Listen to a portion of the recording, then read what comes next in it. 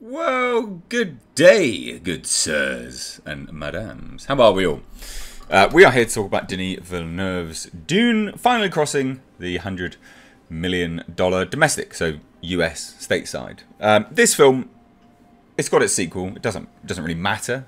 It's still getting its sequel, which is fantastic. Great. I enjoyed this film. I still find it surprising that it is getting a sequel simply because it hasn't really, I don't think it's made any money yet. I mean, it's done $370 million worldwide. Not a huge amount. Not a huge amount. It's not massive. Unless there were some huge tax breaks, and I don't know. I simply don't understand how this movie has pocketed any change at the moment. That being said, it's not a drag on the movie. I think the movie's, I liked it. I had a good time with it. I think it's a good film. Of all the movies I get sent as screeners, some I leave on my computer, some I just delete. I left this on my computer because I want to watch it again. It's a good film. So yeah, it's interesting because Deadline are still approaching it from the angle of, oh, it's not a success. It's like it doesn't need to be a success yet because it's got its sequel greenlit already. It's coming October. What was it? October 2023, I think. I don't think it was coming next October. So there you go. Let's dive into this, shall we? And Thanksgiving was a large portion of that. It did pretty well on Thanksgiving Day. So happy Thanksgiving to all my American-based subscribers. If you didn't look at my live stream last night, you wouldn't have seen me wishing you all a happy Thanksgiving. But I did. So anyway, in a benchmark that was to be expected, Warner Brothers' Legendary's feature adaptation of Frank Herbert's Dune has clocked past 100 million at the domestic box office. This brings the global running total to north of $370 million, which is fantastic. Has it opened? I don't think it's opened in Australia yet, if I remember rightly. There's still a few big markets that it's going to open in. I think it will hit $400 million, but like, it's not huge, is it? It's not a massive amount. But they do have the budget for this movie tiny, which it doesn't make sense. No, it does not compute. I don't believe the budget is that small. Because there's some report on that it was like $170 million. How? How? There's loads of CG. How? I understand if it's like a Russian studio making the film, because they can make a film with epic CG for nothing. Because they outsource and sort of subcontract all of their CG work, and it keeps the cost as down as possible. Whereas Hollywood's like, oh, we'll just go to Weta. It's like, yeah, they're going to pay out the ass for that then, aren't you, really? So anyway, the ultimate exclamation point here for Denis Villeneuve directed movie being $400 million worldwide. That's what they're aiming for. But I still wouldn't say that that's a huge success. I wouldn't say that's massive in terms of its taking.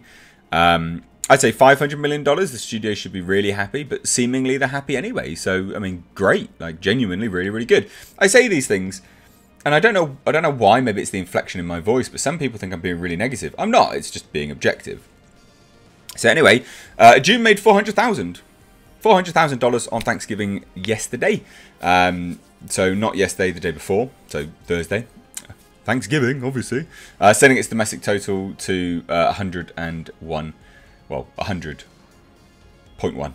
million. Note that, and this is the real head scratcher.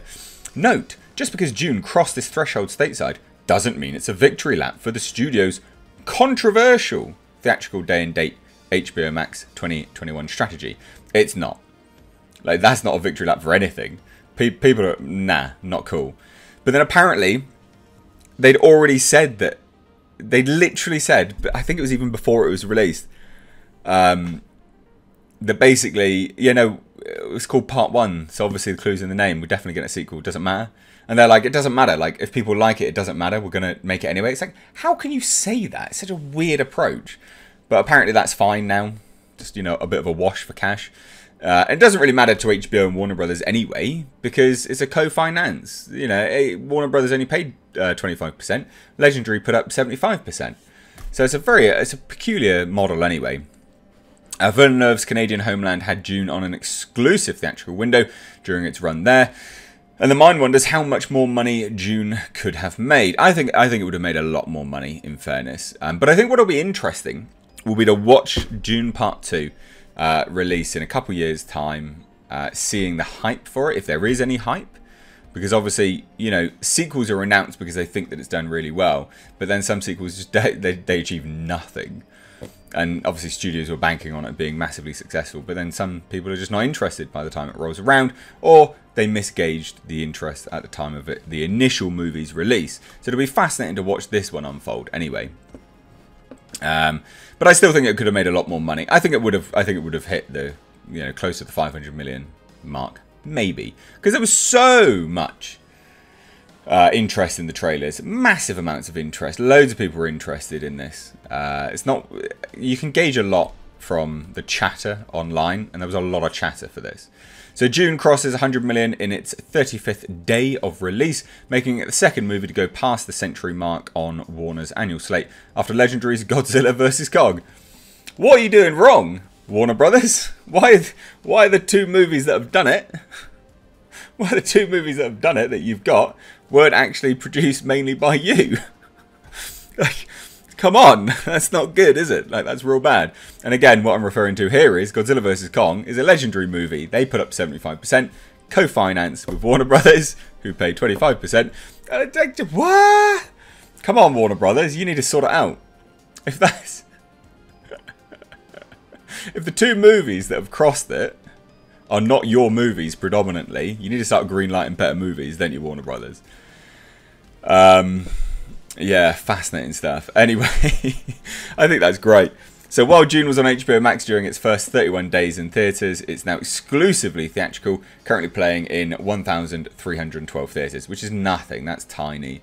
You know, normally you're looking at like 4.2 thousand theatres. You know, I mean, that's not a good amount of theatres. But they say, obviously, with a Thanksgiving weekend outlook of 2.26 million over 3 days and 3.2 million since Wednesday, which will bring its running US-Canada total to 102.4 million. That's what they reckon by Sunday. Wednesday, which will bring its running... sorry, covered that already. Warner Brothers, as Deadline first told you, is injecting some extra steroids into the All-Star Ensemble, booking it back into IMAX. So they're like, yep, we're sending it back to IMAX, apparently, which makes sense. Why did you even remove it from IMAX, you idiots? It's a movie which needs to be watched on IMAX. Why did you even choose to remove it? Very strange. Very, very strange decisions from Warner Brothers these days. They're always... They do surprise me. Anyway, the movie had 73 minutes shot in IMAX, and the large format exhibitor drove 22% of the movie's 41 million opening weekend ticket sales. So why would you stop it, you pleb?